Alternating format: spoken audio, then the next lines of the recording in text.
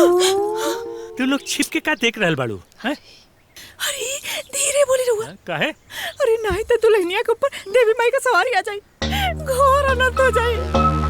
अरे तोहू लोग ना ये सब ढकोसला होला, ये सब कुछ होला ना, बेकार में तू लोग डरेलू। हाँ अरे बाबूजी ऐसा मत करी ना तो भारी पड़ जाई। अरे का भारी पड़ जाए?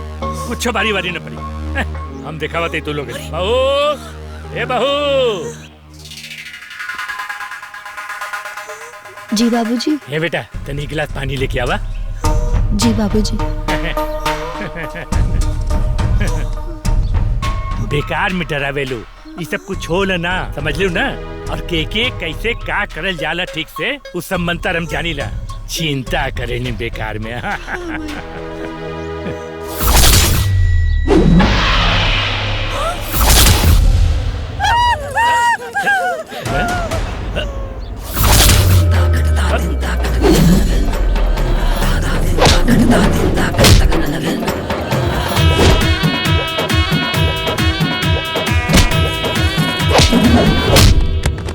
जो तेरा है हुरूर हम तोड़ेंगे जरूर, तुझे धरती पे हम कहीं का ना छोड़ेंगे। होगा तेरा सब हिसाब, होगी हर किताब, हवाओं का भी अपनी तरफ मोड़ेंगे। मेरे क्रोध की अग्नि में जल के अरे सब स्वाहा स्वाहा स्वाहा, सब स्वाहा स्वाहा स्वाहा होगा रे, सब स्वाहा स्वाहा स्वाहा, सब स्वाहा स्वाहा स्वाहा।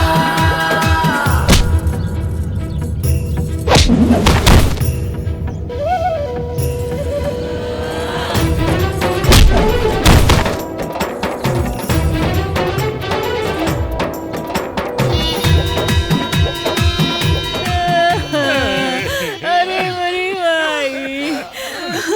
हे जी हमार बात सुनी सब है। अरे एकर कोनो न कोनो उपाय करे के होई। अरे भाई, अरे ना तो हमनी के मार मार के ना हमनी के तोड़ डाली। अरे मायरे। हाँ माई सही कहा तारू। ओकरा पे जब देवी जी आवी ली ना तो ओकरा सामने जे भी पड़ जाला ओकरा के तो कचुमड़े निकाल ले ली माई। कुछ ना कुछ उपाय करे के पड़ी माई। अरे का उपाय बा? उपाय तो बाटे। अरे भाई का उपाय बा? देखा एक कोनो बड़का उठा के दिखावे के पड़ी। ओ करते पसे ना वो जौन सवारी आवेला उतारते। ओके बाप रे बाप।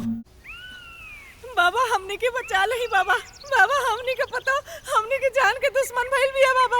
अरे ओकरे ऊपर देवी का सवारी आवले बाबा।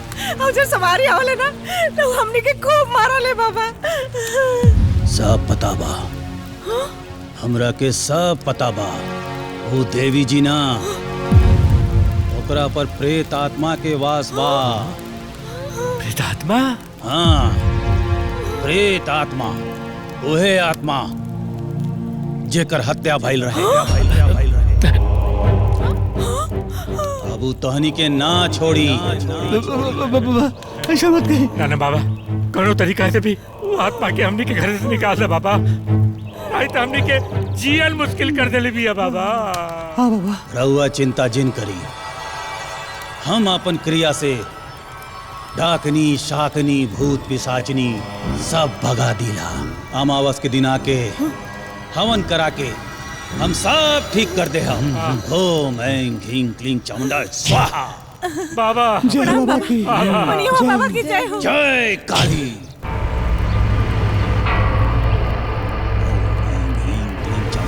जय स्वाहा। डाकनी शाकनी भूत पिशाचनी दुर्गा काली चामुंडा भवानी के बारे तू जौन भी होखा सामने आवा, अपन असली रूप दिखावा। इनकर हाथ पकड़ा, सवारी आवे वाली बाड़ी जल्दी करा। अरे पकड़। अरे ना ना हम न जाए।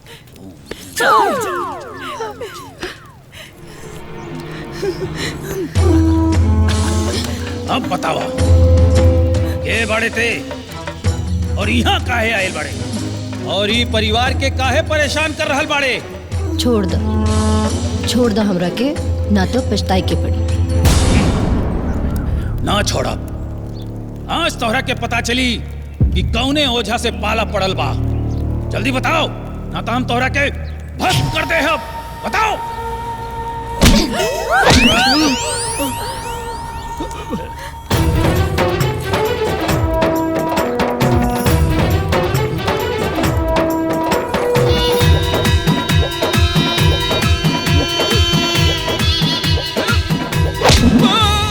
मौत की बिसात पे है तेरी जिंदगी, भाग नहीं पाएगा तू यहाँ से कहीं।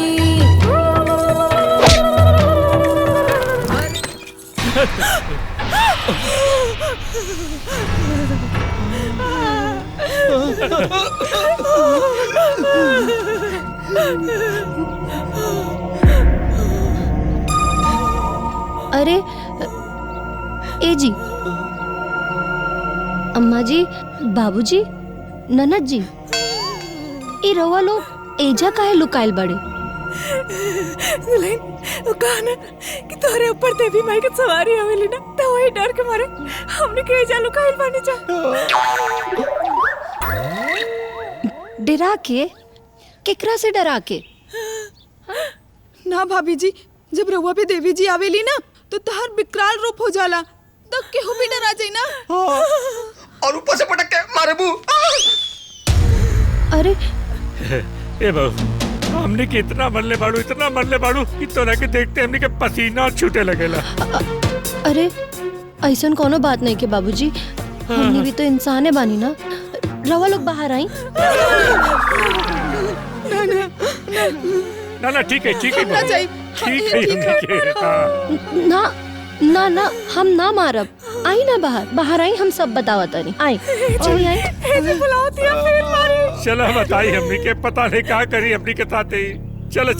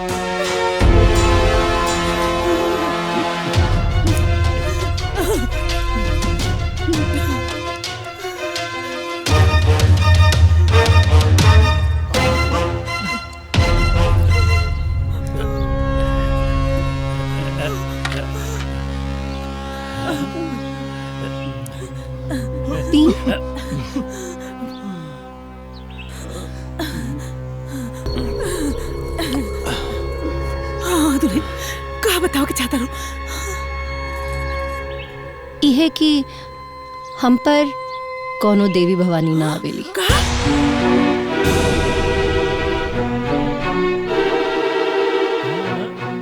वो सब का रहे? वो सब नाटक रहे। नाटक?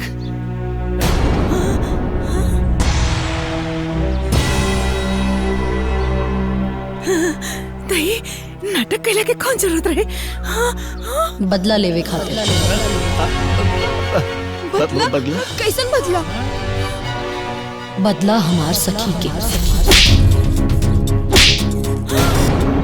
बदला जो तो लोग हमार सखी पे प्रताड़ना कैले। बदला हमार सखी के हत्या के। झूठ, सब सासा झूठ। अरे दुल्हन, अरे उनकर हत्या तो ना भई रहे। अरे उता आग लगला से जहर के मर गई रहनी ना। बस अब बस हो गई। हमके सब सच मालूम बा। हमार सखी मरे से पहले हमरा के वॉइस नोट भेज देले रही। चलो तू लोग के भी हम सच बता देता नहीं। इला सुन लो। यहाँ तक कि हमार पति भी दहेज खातिर हमके बहुत सतावेले। सब मिलके हमके बहुत मारेले।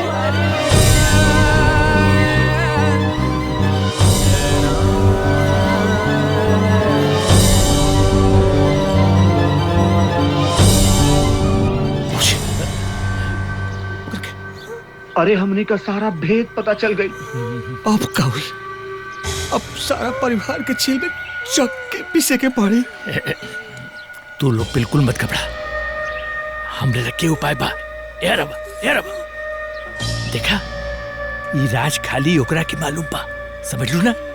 हमनी के 4 जन बानी, वो अकेले पिया। चल कर ओकर गर्दन दबा दिया जाए, ओकर राज कोई के पता न चले। ओकर काम भी तमाम और राज भी तमाम। चला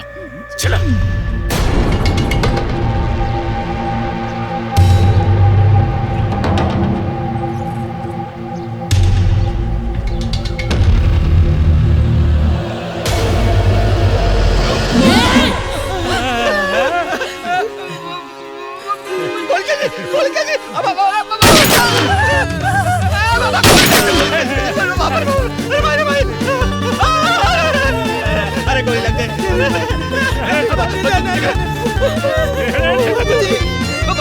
चला, ये जाके बैठा लाइन में बैठा। माफ कर दे। आते गोली बच लिया तूने, गोली बच लिया तूने। हमने को माफ कर दे, हमरा से बहुत बड़ गलती हो गई। हमने की माफ करता, अरे माफ करता। हमने का परिवार है जना, हमने के माफ करता। माफ कर दी, ठीक बा। तू लोगन के माफी चाहिए ना, हम कर दे माफ। बस जल्दी जल्दी तू लोग अपन गुनाह कबूल कर ला और सच सच बता दा तू लोग का कहले बड़ा हमार सखी साथे।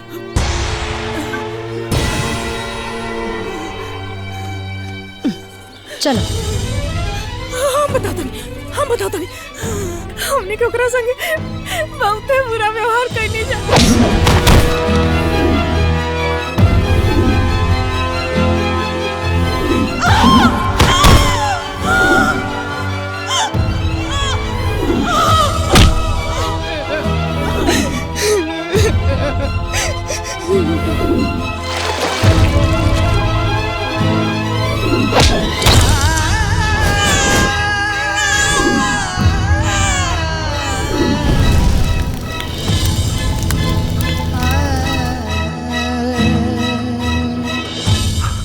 माफ कर दे।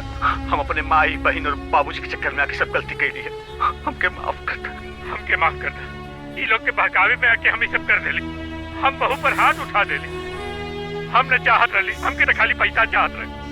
साहब कितना बेराम बाड़ा सा, चंद रुपया खातिर हमरे बेटी जो उनका परिवार रहे, इतना बेरामी से मार देने को। हाँ दरोगा साहब, ऐसा दरिंदा अपराधियन के सख्त से सख्त सजा मिले के चाहिए, नहीं तो समाज में गलत संदेश चाहिए और ये देखा देखी लोगन के हौसला बढ़ी, इससे समाज में अपराध और बढ़ी। आप लोग चिंता न करिए, अपराध पे नियंत्रण रखे खातिर सरकार हमनी के नियुक्ति कैले बा। उन्हनी पे सख्त कार्रवाई करब। हवलदार जी साहब, गाड़ी निकाल। जी चली, रउआ लोग गाड़ी में बैठी।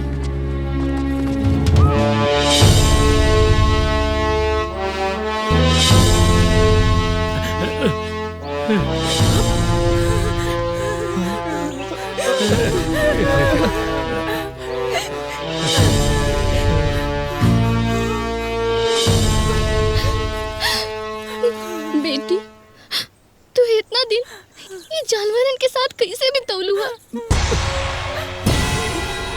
शाबाश बहिन, तोहरा जैसन बहादुर बेटी के इस समाज के सख्त जरूरत बा। अरे जौन तू काम कैले बाड़ू ना, तू हमनी ना कर पैनी। ए गिरफ्तार कर ई लोगन। माफ कर दे, हमने के माफ कर दे, हमरा से बहुत बड़ गलती हो गई। एक बार खाली माफ कर दे, दोबारा ऐसा ना करब। का तू लोगन के माफी मांगे से या फिर हमार माफ कर देला से हमार सखी वापस आ जाए? ना नो, यही से हम तो लोगन के माफ ना कर सके। भाई साहब, आप लोग देखिए, हमने के माफ कर दी। हम हाथ जोड़ के आप सबसे माफी मांगत है, आइंदा ना हुई तो कुछ बोला। हाँ, इंस्पेक्टर साहब, वो अपने आप छत से नीचे गिर गए। हमने कुछ ना कर लीजिए। हाँ, हम सच कहा था इंस्पेक्टर साहब। हाँ भाभी, हमने के माफ कर दा ना भाभी, हमने के माफ कर दा। एक फैसला अदालत करी। ए गिरफ्तार करें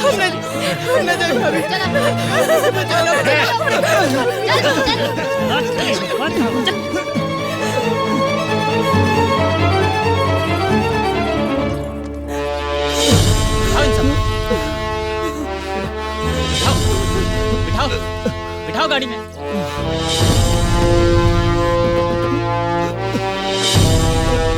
बिठाओ सबको।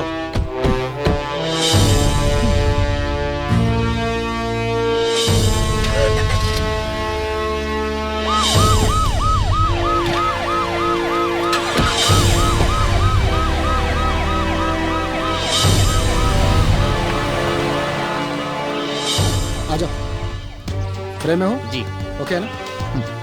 हेलो, प्रणाम। मैं विशाल कैमरामैन आकाश के साथ आजमगढ़ जिले के इस गांव में अपनी टीम के साथ पहुंच चुके हैं। इस घर में एक बहुत बड़ा अपराध हुआ है। किसी महिला को दहेज के कारण तड़पा तड़पा के मार डाला गया है। आइए हम उनसे मिलते हैं और घटना की तह तक जाने की कोशिश करते हैं।